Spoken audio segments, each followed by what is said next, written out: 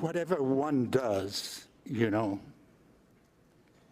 his vis-a-vis tends to repeat. We call it reciprocity.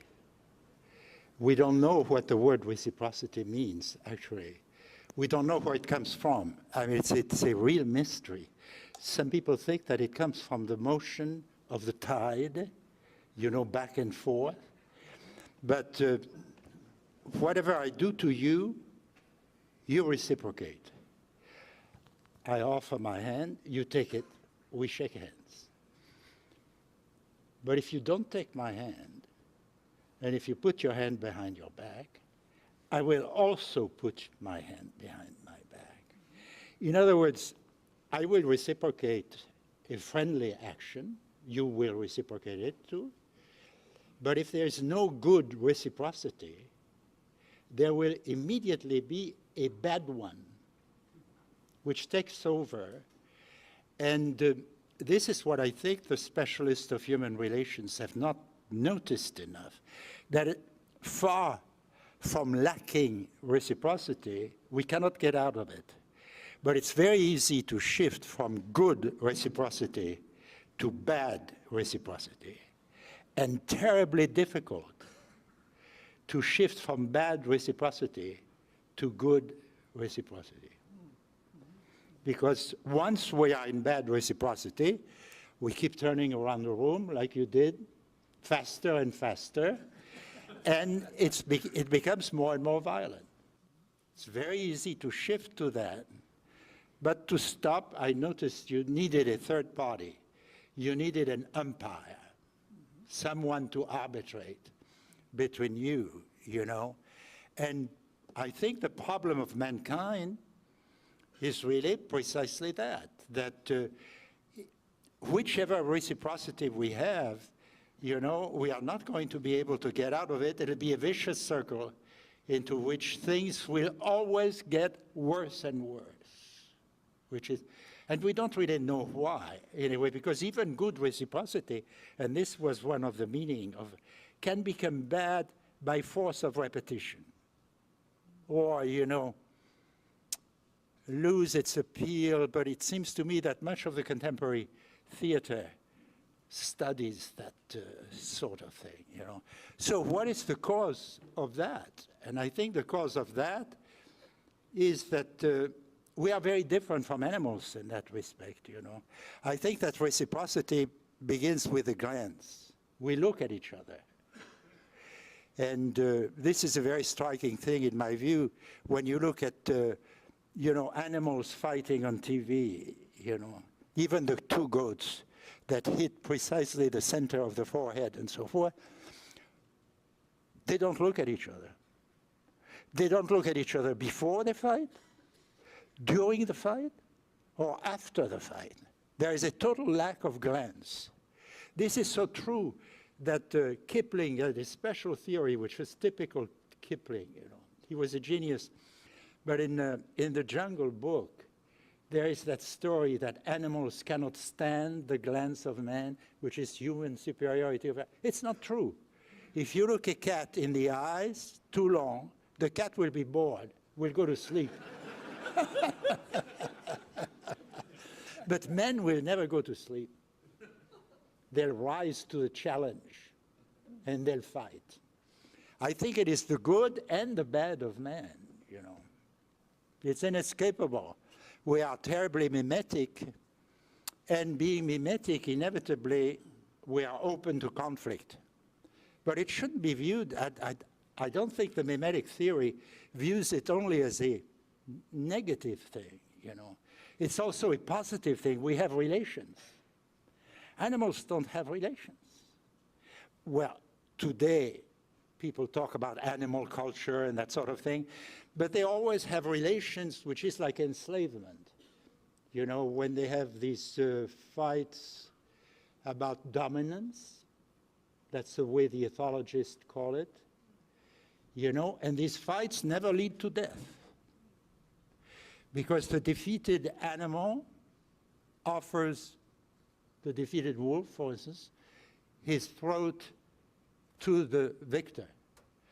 And out of this, a relationship is born which we call dominance. But dominance means that the victorious animal will always choose first. And the dominated animal can only choose what the other one doesn't choose. That's the relationship of dominance, which is the building block, really, of what ethologists call animal society. But as far as we know, it doesn't go any further than that. It doesn't have much diversity.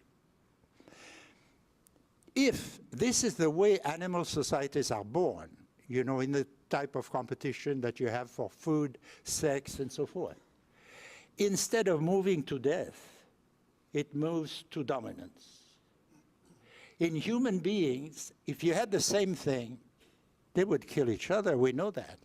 Human beings are the only kind of creatures, I say creatures in order to find a word that includes both human beings and, you know, I'm talking like a Darwinian ethologist here. If we allowed for that, we know very well what would happen. We would get into what we call vengeance. What is vengeance? Vengeance is doing what the other guy does. Always the same thing, but it's the ultimate in bad reciprocity that I defined just before. The ultimate in bad reciprocity is to stop it by killing the opponent. And all men know how to do that, and only men do that, because animals don't have intraspecific murder. So, you know, when people say, oh, humans are violent and so forth, animals are much less violent, they are right. They are perfectly right.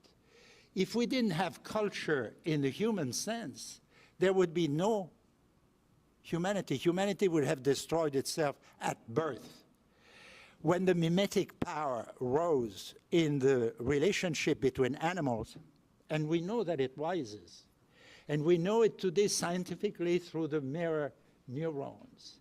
The higher you get, the more mirror neurons you have, and the more mirror neurons you have with men, the more you do the same thing. But this doing the same thing includes enough violence to kill. And we call it vengeance. We don't even know if vengeance is an institution, a custom, or instinct. We don't have any name, you know, for the thing which is probably most distinctive of human being. The human species is the only one which threatens its own existence from birth. We should be immensely aware of this now, because we do it with weapons that are so efficient that it's coming back to us at an incredible speed right this moment, you know. It's the main event of the 20th and 21st century, that man can destroy himself. That man, in other words, is an apocalyptic creature, like the Bible says, and no other religion does, you know. That should, if there are people on Mars who are watching us, they must be wondering why, even though we have scriptures that talk about the destruction of man by himself, we pay absolutely no attention to it now. We stopped paying attention to it when it became literally possible every day. Because in churches, we've stopped preaching eschatology and the end of times at the very moment when we became able to make it happen, you know. This, to me, is evidence that the Bible is not a religion like the other ones, that it knows about the origin and the end of man, things that are incomparable and that cannot be compared with any other religion. And it's linked to that mimetic power, because obviously fighting is an escalation, you know. We use the word escalation a lot today, but we should use it first for children fighting. It begins with a few words, you know, then there are more blows and so forth, and after that they try to do all the harm they can do to one another. Why? because they are both doing the same thing, repeating, whatever you do to me, I'm going to do to you. If you treat me well, I will treat you well. But it's never the good aspect of it which dominates. Because it's so easy to imagine that aggression comes from the other. We insist on defining violence as aggression. And we are violent in the very doing of that. If violence, why do we want to define violence as aggression? Because we never feel aggressive ourselves. And we are not. We are mimetic. We imitate the aggression of the guy in front of us. Or at least we make him feel that we understand his aggressive intent.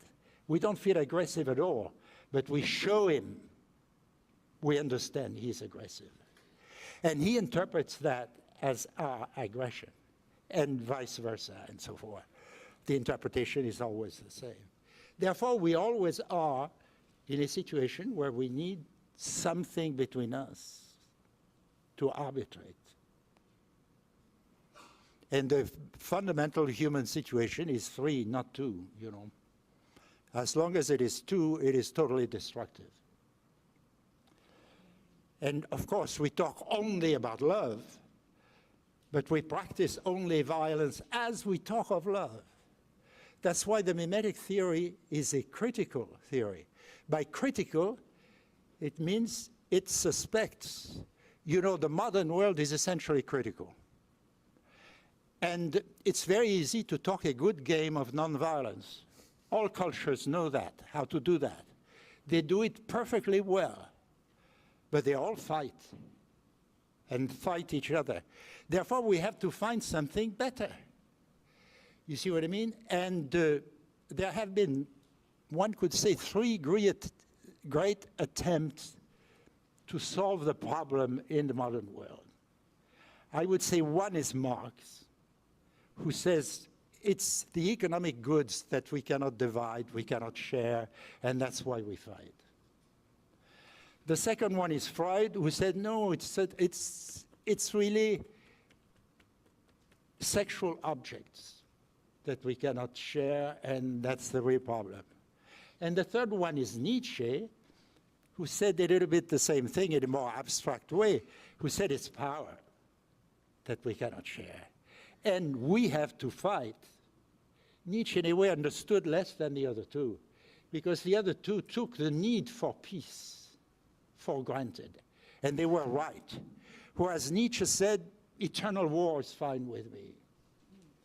That's why Hitler was so dangerous, because he was the first great statesman to be Nietzschean and say war is our field and our domain, and let's do it.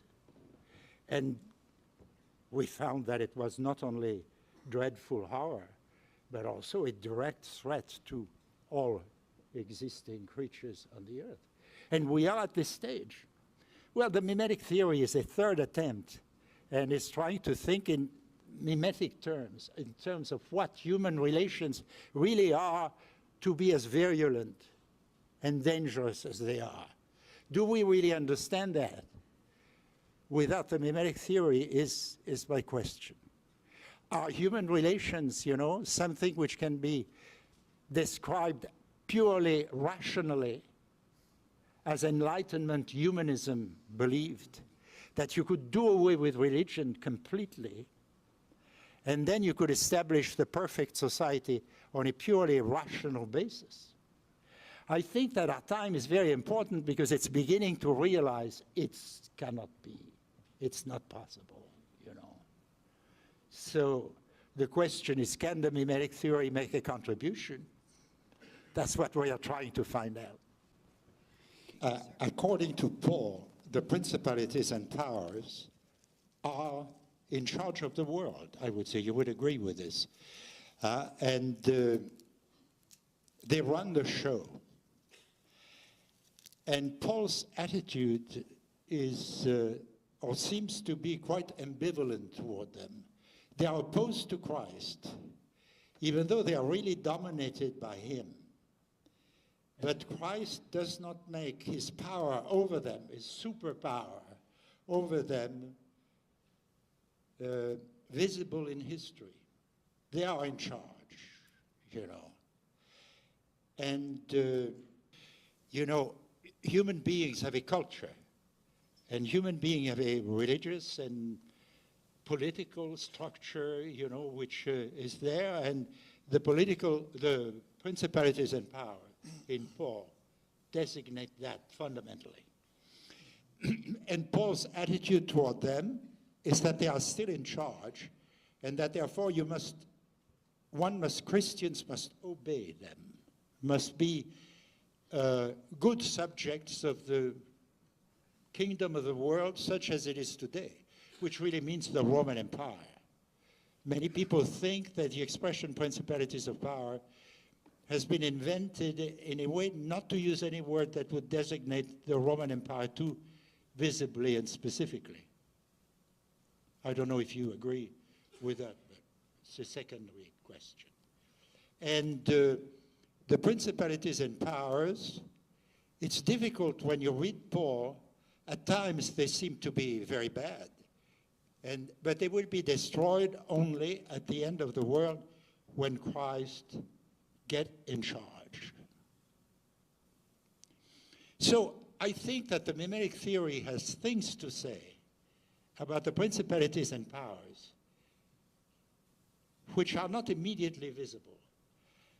There is a mirror effect between Christ and the principalities and powers, you know, which in a way I think modern anthropology reflects by telling us that most myths are really the same stories as the Gospels, fundamentally. You have a big crisis in the community, and then you have someone who is seen as responsible for that crisis, who's committed a big crime in myth, and is justly punished for it, and that crisis is over. Oedipus, for instance, has committed parricide and incest. And if you punish him, you will put an end to the plague which has invaded Thebes, because Thebes has never punished Oedipus, but done just the opposite, made him his king. You see what I mean? Her king. In the Gospels, you have a big crisis, because the world is dominated. The little Jewish kingdom is slowly destroyed by the Romans, who are there occupying the thing. And then, in a way, the Gospels represent the death of Jesus as some kind of attempt at finding a scapegoat that would solve the solution.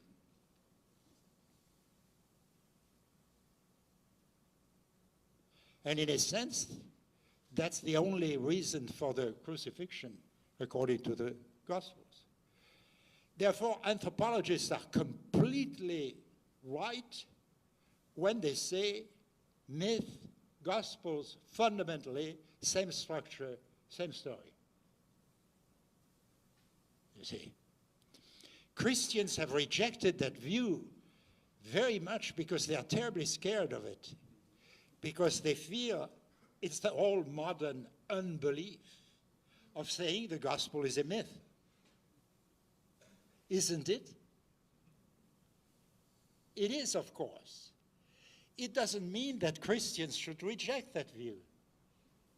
It means that they should agree with it even more. They shouldn't go against common sense.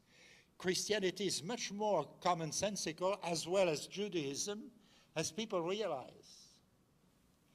There is a huge difference that you see immediately if you understand what a scapegoat process is, and that you will see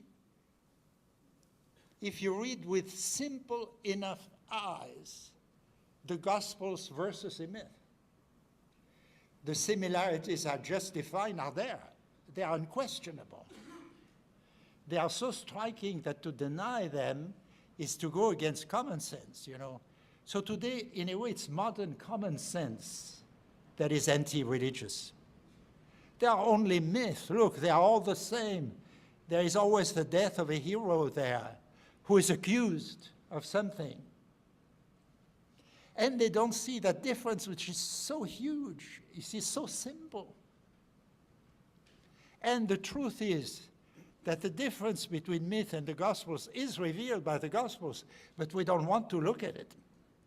And the Christians, the religious people, are terribly bad anthropologists, whereas the atheists are a little better, just a little better, but not very good either.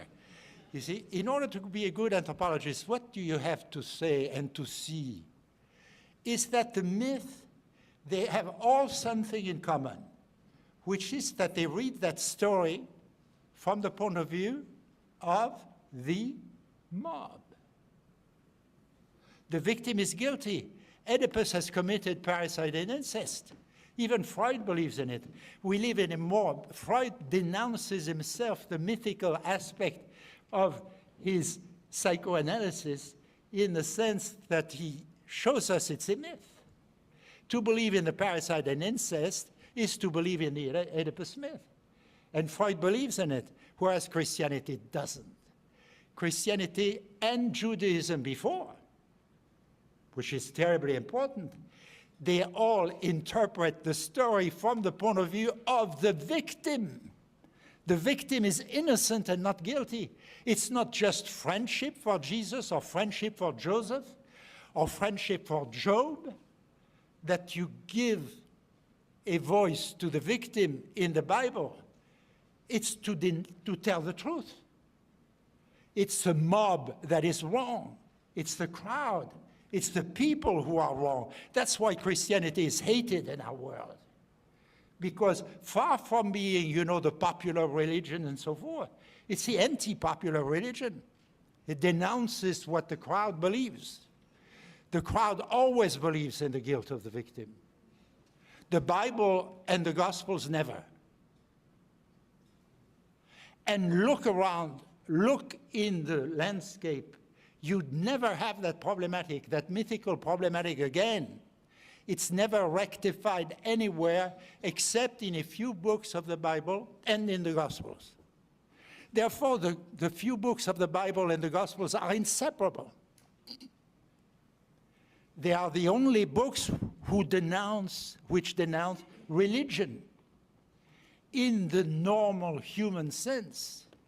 The problem, of course, with all religions, including Christianity, is that it has become a religion in the normal human sense. And in the process, it has been unfaithful to itself and deserves some of the strictures.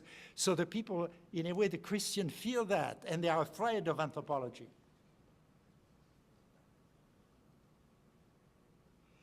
But it's a total reversal of viewpoint there. But if you start thinking about it very hard, you will see that it's a purely scientific theory. It's obvious that some people do commit incest, others parricide. But parricide and incest at the same time, that's too much. No. That's unbelievable. It's obviously a false accusation. And Freud was completely wrong when he thought that it was a unique insight of the Oedipus. It's all over the place in the Pacific Ocean, in the Americas, and so forth. It's the most vulgar mythical story. Vulgar in the etymological sense. It's a mob story. When you have an enemy in a bar and you're fighting, you say insults that are equivalent to the Oedipus myth. Sophocles knew that when he wrote Oedipus the King. He had Oedipus and Tiresias fight that fight from which the myth is born. And at the end of the scene, they accuse each other, both of them, of parricide and incest. But we believe only one, and we call it culture. We believe only one is guilty. But as long as we don't realize all are innocent of that murder, you know, and the victim, not all are guilty of that murder, and the victim alone is innocent, you know, we don't understand myth. and we don't understand the Gospels that overturn myth 100%. But I see people are interdits, as we say in French, you know. It's just too paradoxical. But Christianity is immensely paradoxical. That's what Kierkegaard understood, but he never could formulate that business about anthropology, archaic anthropology, and the anti-mythical aspect of the Bible and Gospels. Human culture lives in a permanent lie until it reaches that truth, that the lie is to make the victim guilty, to make the victim different. Culture is difference. As long as we don't have difference, we are not happy. And ultimately, we turn. So now we've reached the extreme, and we see that the Gospels are responsible. Today, the great fashion is to see that religion is responsible for violence in the world. That's what you hear on TV every day. And the ultimate scapegoat should be religion, because the sense of religion is precisely that. It's always the scapegoating, you know. Now, people don't understand what I'm talking about because they don't understand the most fundamental thing about scapegoating. When people come and tell me, oh, I understand fully your story, your business, you know, you cannot believe how scapegoated I am. I said, go away, this is everybody's story. I want to hear the story which is nobody's story. And it's a story of Peter. When he realizes he's betrayed Jesus, he realizes that the scapegoater is he, and that Jesus is a scapegoat. And Paul, Peter is the first conversion in the Gospels, and Paul is the last one. But Paul, contrary to what people realize, it's exactly the same story as Peter. What does he hear? Peter sees it in Luke, at least in the eyes of Jesus, you know. And Jesus has announced the truth to him before. So what is essential about Peter's denial is his awareness that he has betrayed. We all betray without realizing it. I mean, no century has been a century of apostasy as ours, but it doesn't realize it's apostate, essentially. You see? And what is the question that Paul hears? Why do you persecute me?